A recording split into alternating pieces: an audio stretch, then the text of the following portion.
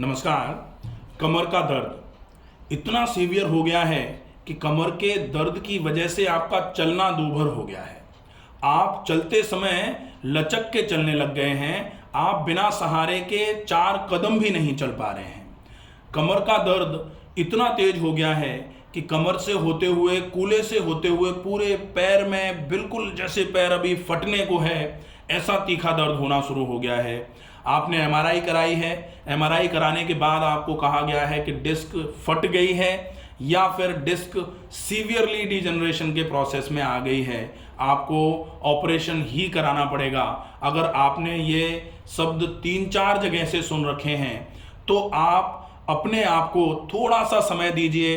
कम से कम 15 से 21 दिन आप इन व्यायामों का अभ्यास, जो व्यायाम मैं आपको बताने जा रहा हूं, डेमो के लिए हमारे साथ उपस्थित हैं डॉक्टर रामदेव जी। इन व्यायामों का अभ्यास आप अगर 15 से 21 दिन करते हैं, आप देखेंगे कि आपका जो पेन सीवियर ग्रेड पर था वो धीरे धीरे करके कम होना शुरू हो जाएगा। धीरे धीरे करके आपको 15 से 21 दिन में ही ऐसा लगना चालू हो जाएगा कि शायद अब आपको ऑपरेशन की आवश्यकता नहीं पड़ेगी और लगभग आप इन व्यायामों को 2 से 3 महीने तक रिपीटेडली, रेगुलरली घर में फॉलो करते रहेंगे तो आपका दर्द बिल्कुल छूमंतर हो जाएगा। और जो डिजनरेशन का प्रोसेस है, चूंकि बहुत सारे लोग ऐसे भी होते हैं कि जो ये कहते हैं कि डिजनरेशन कैसे सही होगा, या फिर टियर अगर हो गया है तो वो कैसे ठीक हो सकता है। तो टियर जैसे हड्डी टूट जाती है और ठीक होती है, ऐसे ही टियर अगर हो गया है, फट गई है अगर डिस्क, तो निश्चित ही वो भी अपने आप ही रिपेयर होगी। नेचुरोपैथी का एक बहुत अच्छा सिद्धांत है, बॉडी हील्स इटसेल्फ। आप उस सिद्धांत के बारे में पूरा अगर समझना चाहते हैं तो naturopathy principles by doctor Ramakant Sharma, ये पूरे 10 प्रिंसिपल्स हैं, उसमें आप उस पूरे वीडियो को अच्छे तरीके से देखें। आपको समझ में आएगा कि शरीर स्वतः ही तो सही करता है अपने आप को। डॉक्टर का काम तो सिर्फ इतना सा है कि वो आपको ये बता दे कि आपको करना क्या है। करना आपको ही पड़ेगा और आपके ही शरीर को, आपके शरीर को ठीक करना पड़ेगा। The work of physician is to help the body, not to treat the body. ये भी नेचुरोपैथी का एक प्रिंसिपल है। तो हमें कौन से व्यायाम सीवियर ग्रेड के पेन में करने हैं, उन व्यायामों को हम देखते हैं। पहले हम सीधे लेट जाएंगे। जब भी सीवियर ग्रेड में पेन होता है तो सबसे पहले ये, जैसे हम इस तरीके से लेटे।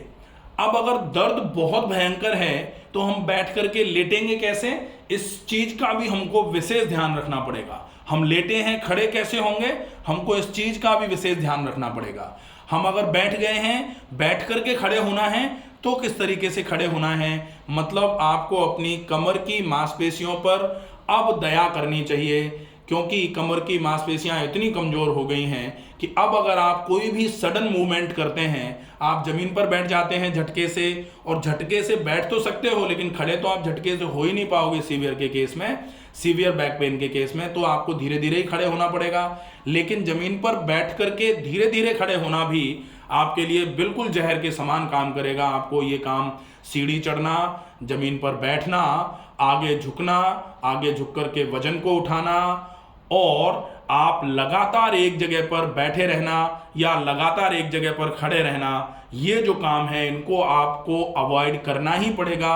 अगर आप बहुत ज़्यादा परेशान हैं दर्द से तो ये चीज़ें आप ध्यान में रखिए। और ये सिर्फ 5 एक्सरसाइजेज हैं। इन 5 एक्सरसाइजेज का अभ्यास आप नियमित रूप से करिए। सीवियर पेन है इसलिए आपको अब ध्यान रखना पड़ेगा कि जनरल पेन जो होते हैं, थोड़ा माइल्ड पेन है, थोड़ा मॉडरेट पेन है, इसमें आप अपनी एक्सरसाइजेस को थोड़ा बहुत ऊपर नीचे भी कर लेते हो तो चल जाएगा। लेकिन सीवियर ग्रेड का अगर पेन है और आप अगर एक्सरसाइज कर रहे हो तो आपको बिल्कुल की पॉइंट्स को, एक्सरसाइजेस के की पॉइंट्स जो होते हैं उनको फॉलो अप पर रखना ही पड़ेगा। पहली एक्सरसाइज जो बहुत अच्छे तरीके से आपकी मदद करेगी, दोनों पैर मिला के रखे हुए हैं, एक पैर को श्वास को भरते हुए धीरे धीरे उठाना है और सिर्फ उतना उठाना है जितने में आपको पेन नहीं आ रहा है। अब जैसे 90 तक उठाया, ठीक है, ये 90 तक उठाया, अब 0 to 90 में आप केवल उतना उठाएंगे पैर को, जैसे एक बार फिर से नीचे की तरफ ले आएंगे पैर को। अब आपको मान लेते हैं जो इस व्यायाम को देख रहे हैं, जो इस व्यायाम को करने के मनसा रख रहे हैं, वो पैर को उन्होंने उठाना शुरू किया, पैर को उठाना शुरू किया। अब मान लीजिए यहीं पर दर्द आ गया, यहीं पर दर्द आ गया, तो यहां से आप 5 डिग्री पैर को नीचे ले लीजिए, पैर को नीचे ले लीजिए। अब आप अपनी हथेलियों पर पूरा जोर लगाते हुए पूरे पैर को बिल्कुल सीधा रखे हुए घुटने से, और पैर को बिल्कुल घुटने से बिना मोड़े हुए, पैर को बिल्कुल बिना हिलाए डुलाए हुए आप स्टैटिक पैर को 10 सेकंड के लिए रोक दीजिए। जैसे ही 10 सेकंड पूरे हों, पैर को धीरे से नीचे ले आइए। फिर आप यही व्यायाम दूसरी तरफ से रिपीट कर लीजिए। दूसरी तरफ में भी आप पैर को कितना उठा पा रहे हैं उतना आपको देखना है, और वहां पर आप 10 सेकंड तक रोकिए। 10 सेकंड जब पूरे हो जाएं तो धीरे से पैर को नीचे ले आइए इनटू 5 टाइम्स। ये जो है इसको 5 बार रिपीट अपने को करना है, 5 बार रिपीट करेंगे। पहली एक्सरसाइज थी ये। अब हम दूसरी एक्सरसाइज की तरफ चलेंगे। दूसरी एक्सरसाइज कौन सी है उसको आप गौर से देखेंगे। पहली और दूसरी एक्सरसाइज में थोड़ा सा अंतर है। तो पहली एक्सरसाइज क्या थी, पैर को उठाया था, तो पैर को उठा लिया हमने, धीरे से श्वास को भरते हुए पैर को उठाया। अब इसमें क्या अंतर है दूसरी में, आप पैर के पंजे को, पैर की उंगलियों और अंगूठे को पूरा अपने सिर की ओर खींचिए, जोर से, जोर लगा के खींच के रखना है, 10 तक गिनना है। जब 10 पूरा हो जाएगा तब धीरे से पैर के पंजे को पहले आगे करेंगे, फिर धीरे धीरे करके आप पैर को नीचे लेकर के आएंगे। दूसरे पैर से भी आपको ये वाला व्यायाम करना है। इसमें अंतर क्या है, पहली और दूसरी में, पैर के पंजे को जब आप नीचे की पीछे की तरफ खींचते हो, सिर की तरफ खींचते हो, तो आपके काफ मसल स्ट्रेच होती है, आपके जो थाई मसल है, बैक के हैमस्ट्रिंग्स जिनको बोला जाता है, वो स्ट्रेच होते हैं। तो लेग की स्ट्रेंथनिंग होती है, और साथ में ये आपके लोअर बैक की मसल की ताकत को बढ़ा करके, मसल की ताकत बढ़ जाएगी तो हड्डियों पर वजन कम पड़ना चालू हो जाएगा। हड्डियों पर वजन कम पड़ेगा तो निश्चित ही डिस्क का स्लिप होना जो है वो वजन की वजह से ही था, वजन कम पड़ेगा तो निश्चित ही आराम हो जाएगा। दूसरी एक्सरसाइज हो गई। तीसरी एक्सरसाइज हम करेंगे पवन मुक्तासन। अब चूंकि सीवियर पेन है इसलिए हम कतई रिस्क नहीं लेंगे। पवन मुक्तासन को कैसे करना है इसका आप प्रॉपर फॉलोअप देखेंगे। तो पैर को उठाना नहीं है, यहाँ पैर को उठाएंगे नहीं, पैर को एड़ी से रगड़ते हुए धीरे से घुटने से मोड़ लेंगे। ठीक है, एक पैर को कर लेंगे। और अब आप इस वाले पैर को, जिस पैर को आपने मोड़ा हुआ है, उस पैर को आपको दोनों हाथों से थाई और काफ के बीच में हाथ लगा लेने हैं, थाई और काफ के बीच में हाथ लगा लेने हैं। अब आपको पैर को पूरा नीचे की तरफ, सीने की तरफ खींचना है। अब आप इसको खींच रहे हो, अगर मान लेते हैं कि इसको भी करने में आपको थोड़ा बहुत दर्द आ रहा है, तो जो पैर सीधा है उस पैर को आप मान लेते, पहले तो आपको दर्द नहीं था तो ये वाली एक्सरसाइज आप कर रहे थे, ठीक है, आप सीने से घुटने को लगा के रखेंगे, कोशिश करेंगे जितनी दूरी आप मान लीजिए जितना मोड़ पा रहे हैं उतना ही मोड़ेंगे। दर्द की कंडीशन में व्यायाम नहीं होगा, ये ध्यान रखना पड़ेगा। धीरे से पैर को पहले तलवे को जमीन पर लगाया, श्वास को भरते हुए, श्वास को छोड़ते हुए पैर को सीधा कर दिया। अब दूसरा मान लीजिए कि पेन होता है आपको पैर को सीधा करके दूसरे पैर को सीने से लगाने में, घुटने को, तो आप दूसरे तरीके से इस व्यायाम को कैसे करेंगे, आपको एक पैर को घुटने से पहले मोड़ लेना है।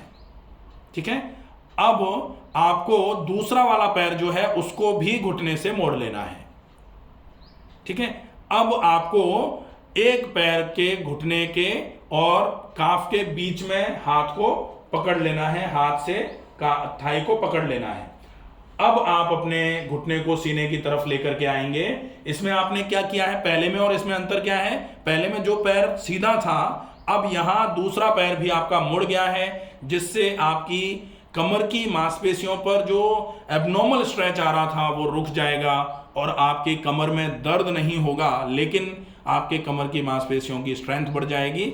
इस तरीके से इस व्यायाम का अभ्यास आप कर सकते हैं। अब है चौथा व्यायाम ग्लूटियल स्ट्रेच। ग्लूटियल स्ट्रेच के लिए एक पैर को पहले घुटने से मोड़ना है। यह आप अच्छे तरीके से देखिए, एक पैर को घुटने से मोड़ लिया। अब दूसरे पैर को आप सबसे पहले पूरा जितना आप आसानी से उठा सकते हैं 30 डिग्री तक 45 डिग्री तक पैर को उठाया, घुटने से मोड़ा और घुटने से मोड़ करके टखने को घुटने के ऊपर रख दिया, जो पैर पहले से मुड़ा हुआ है उसके। अब आपको जो पैर आपने तलवा जिस पैर का जमीन पर रख रखा है उस पैर के थाई मतलब जांग और पिंडली के बीच में दोनों हाथों से पकड़ लेना है और अब आपको उस पैर का जिस पैर का तलवा जमीन पर है उस पैर के घुटने को खींचते हुए सीने से लगाने की कोशिश करनी है। ठीक है, ये है आपका ग्लूटियल स्ट्रेच। इस स्ट्रेच को आप बहुत अच्छे तरीके से करेंगे। धीरे धीरे करके आप जब 10 सेकंड तक इस आसन को होल्ड कर लेंगे तो 10 सेकंड के बाद धीरे से श्वास को भरते हुए आप तलवे को जमीन पर लाएंगे, श्वास को छोड़ते हुए दूसरे पैर के तलवे को जमीन पर लाएंगे, फिर श्वास को भरेंगे, श्वास को छोड़ते हुए दोनों पैरों को सीधा कर देंगे। दोनों पैरों से इस व्यायाम का अभ्यास आपको 5-5 बार रिपीट करना है। तो ये चौथी एक्सरसाइज हो जाएगी, चौथा व्यायाम हो जाएगा। इसके बाद पांचवा जो व्यायाम है वो होगा आपके कमर के नीचे आपको अपनी हथेलियों को रखना है, अपनी हथेलियों को कमर के नीचे रखना है और आपको दोनों पैरों को घुटनों से मोड़ लेना है, दोनों पैरों को घुटनों से मोड़ लेना है। अब आपके तलवों का प्लेसमेंट जो है वो आप डिसाइड कर सकते हो कि कूल्हे के बिल्कुल पास रख के आपको कंफर्ट लग रहा है या फिर कूल्हे और एड़ियों के बीच में 6 इंच का गैप या फिर 9 इंच का गैप या फिर 12 इंच का गैप, आपको जहां कंफर्टेबल लगे उस जगह अपने तलवों को रख करके अब आप अपने पेट पर पूरा जोर डालते हुए अपनी कमर की मांसपेशियों से अपनी हथेलियों को दबाने का प्रयास करेंगे, दबा के रखेंगे, 10 तक गिनेंगे। जब 10 पूरा हो जाएगा तो धीरे धीरे करके आप रिलीज करेंगे और इस व्यायाम को भी आप 5 से 10 बार रिपीट करते हुए पूरा करेंगे। तो ये 5 व्यायाम जो हैं ये आपके कमर का सीवियर पेन जो है जिसकी वजह से आपका एक तरीके से चलना फिरना उठना बैठना एक जगह पर बैठे रहना ये दूभर सा होता जा रहा है। आपको ऐसा लगने लगा है कि इससे बढ़िया तो हम कमर का ऑपरेशन ही करा देते हैं। तो अगर आपको ऐसा लग रहा है या फिर आपको ऐसा लगने लगा है कि जीवन खराब ही होता जा रहा है, हर समय आप दर्द में बने रहते हैं, तब आप इन व्यायामों का अभ्यास करिए और ये व्यायाम निश्चित ही आपको बहुत अच्छे तरीके से आपके दर्द को दूर करने में आपकी मदद करेंगे। आशा है ये वीडियो आपको पसंद आया होगा। आप इस वीडियो को ज़्यादा से ज़्यादा ऐसे लोगों तक पहुंचाएं जिनको कमर में तेज़ दर्द होता है और जो जगह जगह इलाज करा करके थक गए हैं और आराम नहीं हो पा रहा है। इन व्यायामों को करने से निश्चित ही उनको आराम मिलेगा। इन व्यायामों को अच्छे तरीके से किया जाए। स्वस्थ रहिए, सुरक्षित रहिए। धन्यवाद।